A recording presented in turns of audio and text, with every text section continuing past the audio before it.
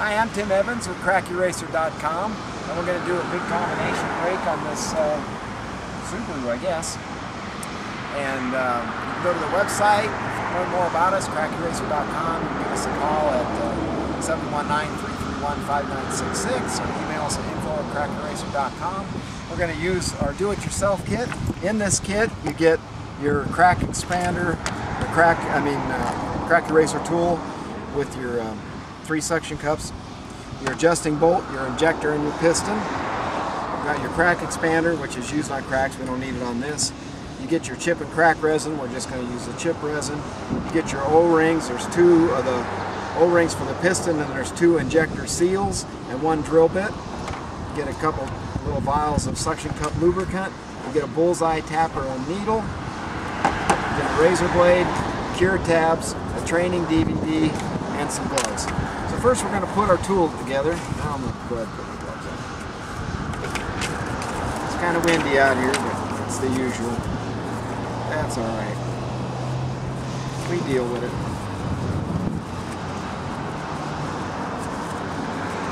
So first we want to put our injector seal in our injector. You just kind of put it at an angle and work the little ribs in, and once you get it in, then it stays in.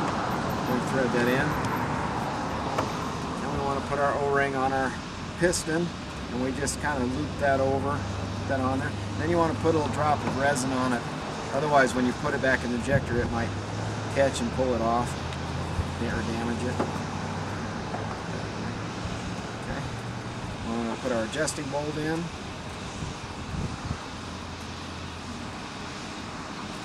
We're not going to need very much grease at all on this. We just fixed a crack with this earlier.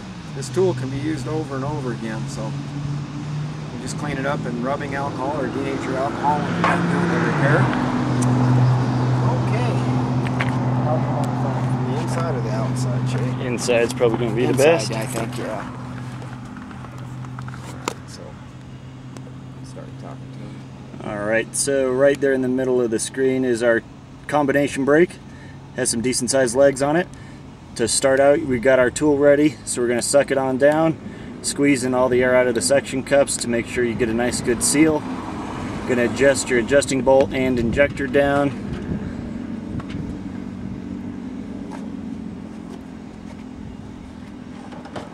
And just so you see, that's about how far the suction cups are adjusted to. Yeah, it's going to be about a turn to 2 turns. Somewhere between 1 to 2 turns using the injector and adjusting bolt. You want the back just a little bit higher. Yeah, and that's after they touch the glass. Yeah, that's after they're touching the glasses, the 1 to 2 turns. You want the back a little higher than the front. The back adjusting bolt pushed a little harder. Put in a few drops of resin. If it's just cleaned, you'll probably want somewhere in the neighborhood of 4 to 5. If it's clean, if it's already been used once, probably about 2 drops.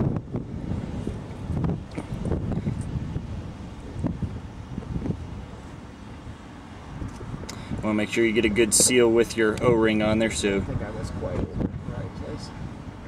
You can. It's got a kind of a big good pressure. piece of glass missing. So. And this one, I guess he's saying, has a fairly good sized chunk of glass missing on the surface, so sometimes those can be a little difficult to find where they actually can seal that O-ring on. And then you'll just start doing pressure cycles and vacuum till the chip and the legs fill completely. I am zoomed up a lot onto this chip so you can see it as good as possible. You can see that bottom leg's filled, probably about halfway right now. Some of those other legs are about half filled as well.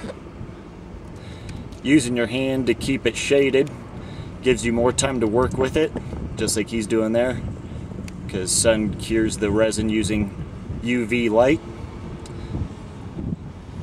If it's being a little stubborn, you can sometimes press down a little extra on top of the injector. You don't want to press too hard because you can end up causing those legs to spread. But if it's being a little stubborn, you can sometimes get away with pressing just a little bit more on there. Get a little higher pressure. And then just keep doing some pressure and vacuum cycles. Leave it on each cycle for a little while so it's got enough time to actually press some resin down inside there or to vacuum some of that air out. Pulling it off to the side also helps the air come out. That's why I'm shading it, pulling off, put it back on. Yeah, as he was saying, pulling it off to the side also lets that air to come back out. It's full now. And that one filled nicely, so we're just going to give it a little time to cure. Actually, there's a back leg on this side that's got just a tiny bit of air left on it. Or is it just the angle, Shay? I think there's just a little bit of air in there. Oh, I'm glad you noticed that. Oh. That's because it's trying to grow on us. See it? Mm-hmm. See it growing? Huh. Yeah. Trying to become a crack. So I think what we'll do is loosen the pressure on it here a little. That sometimes happens when you get into these long legs. So we're going to have to go back and get the tip of that, which is great. People get to see that. It happens. It's hot today too. Yeah, when it's hot, the glass gets real hot. It can get finicky and try and spread. You can see about middle of the screen on the right-hand side, there's just a little bit of a dark spot there. That's a little bit of a leg that was trying to grow on us. Yeah, the leg was to about here, and it's moved out to about there now. Yeah, so it's grown, a quarter of an inch or so. But that happens, and we can deal with it. So what we're going to do is once this is cured, we'll go and catch the end of it.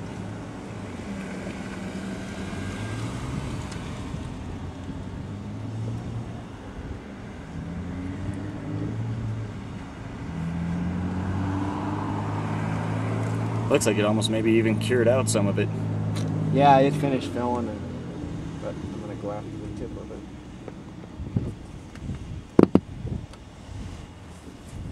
Squirt. Have all the pressure on. Again, I am zoomed up quite a bit onto this. Just so you can see a comparison. Here's all the way up at the driver's seat. But at this angle, you're not going to be able to see anything. That's why I'm sitting off at an angle and zooming in on it. This is where you need your drill bit. So on this one, we'll need to drill at the end of the leg. Kind of hard to see it once it's filled in.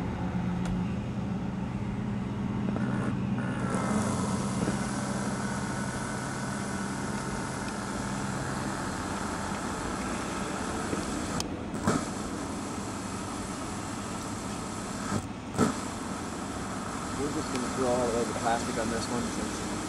So we're going to drill all the way to the plastic on this one. Sometimes we're drilling top of the guy, but it's going to make it easier, I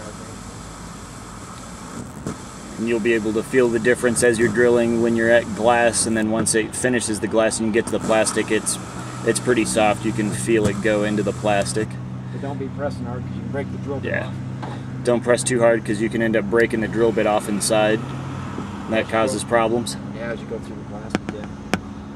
And then I think we'll put just a little bit of pressure on this hole.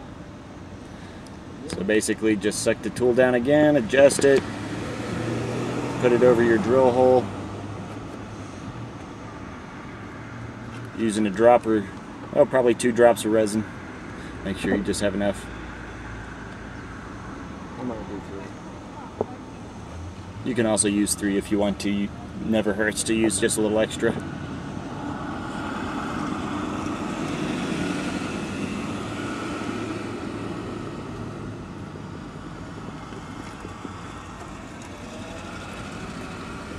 And we'll just let that sit for a minute or 2 and it'll be all finished. I think the other legs are fine. It's just that one was trying to be a problem. Subarus are great cars. They'll sometimes want to spread on you. Then we just need to use some pit filler, or you can use the crack resin. Fill the drill hole and the main impact, and then clean it up.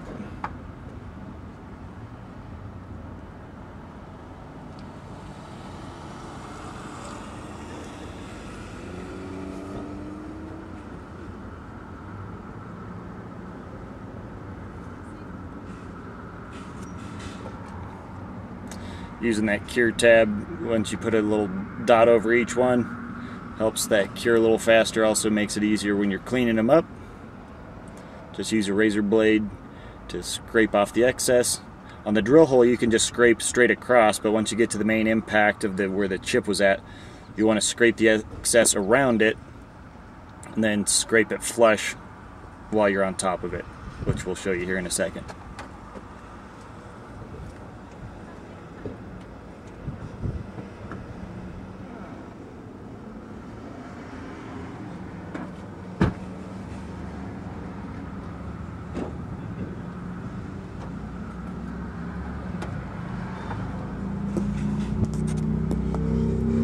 So like this, just you can scrape it straight across, and once you get to the main impact one, you want to scrape around it, the excess, and then go on top of it, just back and forth until it's nice and flush.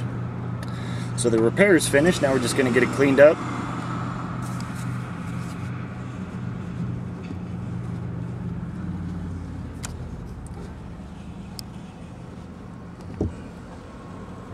And that's it. You can see it had a pretty big piece of glass missing in the center.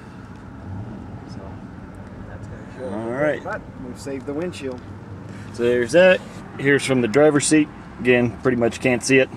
Turned out real nice. For more information, go to crackyourracer.com or give us a call at 719-331-5966 or email us at info@crackyourracer.com. I'm Tim Evans. Thank you.